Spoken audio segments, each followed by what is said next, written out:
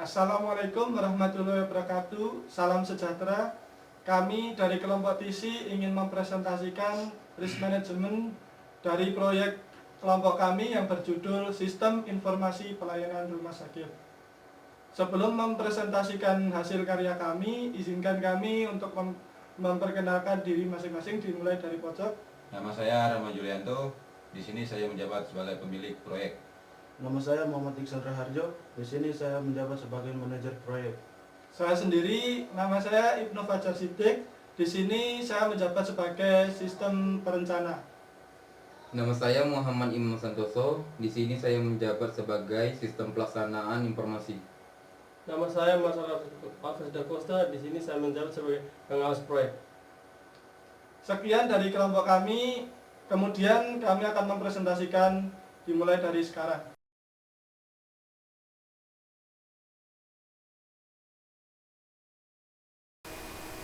Di sini saya akan menjelaskan mengenai analisis sistem yang membutuhkan 11 hari. Adapun analisis sistem tersebut adalah yang pertama, 1. Menganalisis sistem kepegawaian, 2. Membuat tujuan daftar acara, 3. Membuat data flow diagram, 4. Membuat kamus data, 5. Membuat proses secara detail. Adapun yang pertama yaitu menganalisis sistem kepegawaian yang memiliki dua risiko. Yang pertama, risiko kuantitatif, di mana risiko tersebut harus mengenali pengendalian pengamanan dan bagaimana harus diterapkan dan besaran biaya untuk menerapkannya. Data kualitatif memiliki risiko meningkatkan kesadaran atas masalah keamanan sistem operasi dan sikap dari sistem yang dianalisis tersebut. Yang kedua, membuat daftar acara yang memiliki risiko.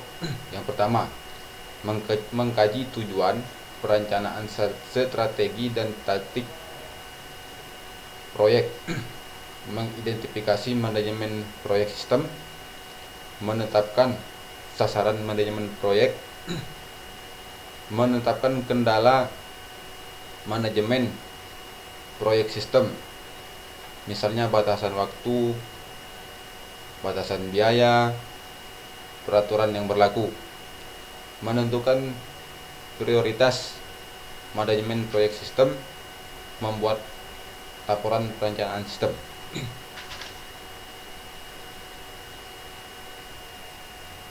Yang ketiga yaitu membuat data flow diagram,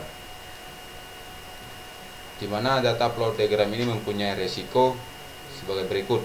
Yang pertama, DFD tidak menunjukkan proses pengulangan atau loop.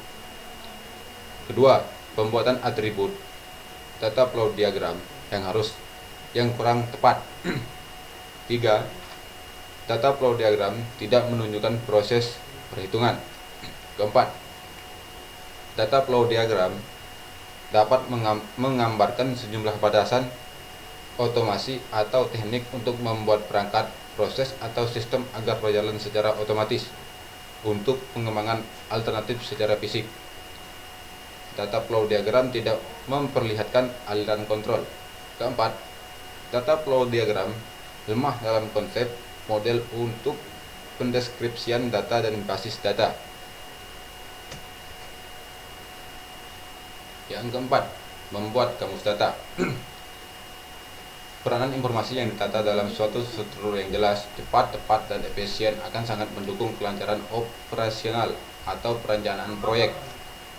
Demikian juga dengan keadaan dalam pembuatan kamus data. Kebutuhan akan informasi yang jelas, tepat, dan efisien sangat vital.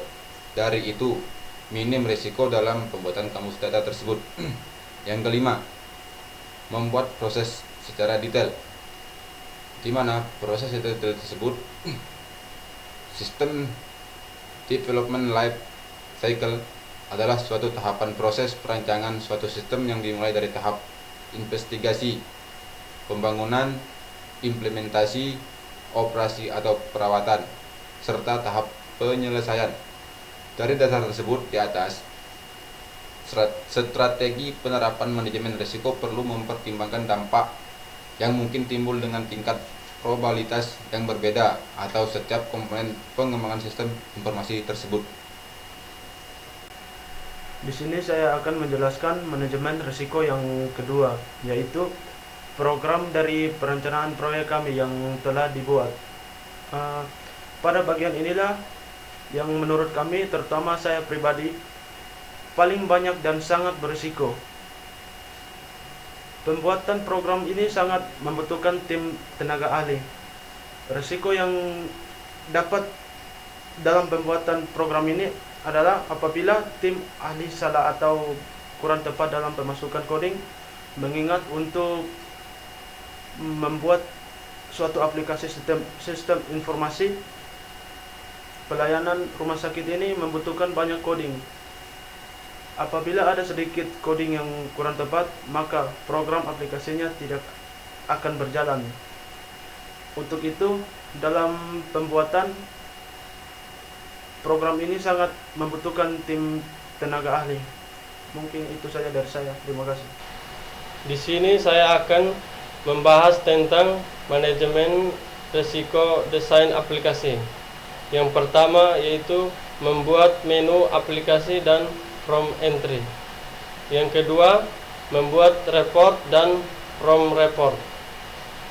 Dari desain aplikasi ini, risiko manajemen terjadi apabila database tidak dapat terkoneksi dan input data yang kurang tepat. Di sini saya akan membahas mengenai testing program, dan dalam sistem program tersebut mencakup antara dua hal. Yang pertama, melakukan testing program. Yang kedua, mendata kerusakan yang ada pada program. Oke, yang pertama, melakukan testing pada program. Melakukan program tes diawali dengan pengujian properties secara detail pada setiap sifat, fungsi dasar, aliran data, dan layar, dan lain-lainnya. Dan juga tester harus bisa mengetes secara keseluruhan, mulai dari pengecekan form data pribadi, apakah sudah betul, dan juga menguji apakah fungsi tombol, fungsi penyimpanan, dan fungsi lainnya sudah berjalan dengan baik atau belum. Dan risiko-risikonya untuk testing program, tester akan bertanggung jawab secara penuh jika terjadi masalah keeroran atau sebagainya. Dan untuk yang kedua, menulis atau mendata kerusakan-kerusakan pada program. Tujuan utama dari fase ini adalah mencari error atau bug sebanyak-banyaknya dari program yang sudah dikembangkan dengan harapan aplikasi yang diserahkan kepada klien dan sudah terjamin bebas daripada error. Bebas daripada error dan proses bisnis yang diharapkan juga benar-benar tercapai. Beberapa metode yang umum digunakan biasanya menggunakan black box atau white box. Setelah sistem yang sudah dianggap lulus, dari tahap testing akan diserahkan ke pihak klien, yang juga akan melakukan pengecekan sistem, user acceptance test terkait dengan pengoperasian aplikasi. Sekian dan terima kasih. Selanjutnya, saya akan menjelaskan resiko dari instalasi program. Instalasi program dilakukan dengan durasi 2 hari, yaitu pada hari Selasa dan Rabu. Pada subbab pertama yaitu setting program dan software pendukung. Yang kedua, subbab kedua yaitu instalasi ke komputer. Untuk instalasi program ini, menurut saya pribadi sangat minim resikonya, karena testing program yaitu melakukan testing programnya dan melakukan list kekurangan dan perbaikannya. Jadi dari instalasi program ini hanya menginstal, apabila gagal kembali ke testing lagi. Sekian, wassalamualaikum.